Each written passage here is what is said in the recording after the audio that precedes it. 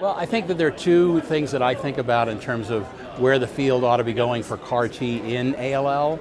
And of course, there's CAR T in lymphoma, there's CAR T in myeloma, there are all sorts of different considerations. Of course, we're hoping for solid tumor results in the future, but let's just talk about ALL for a second. So first off, where there's a need for real world data, I think we've learned about toxicity, I think we're pretty happy with that result, but we need longer follow-up.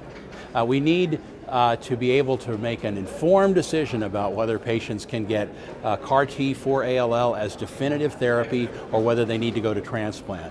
My bias is that there's a subset of patients that are done and don't need a transplant, but this is something where more data are required so that people can really come around to what the appropriate approach is. So I think that's extremely important. And then extending the reach.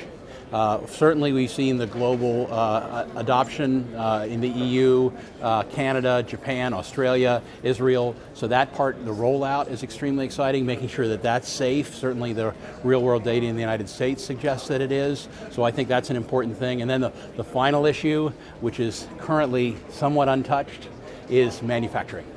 Manufacturing has to be more reliable, it has to be shorter, it has to be automated, it has to be cheaper. That's the work of the next 3 or 4 years.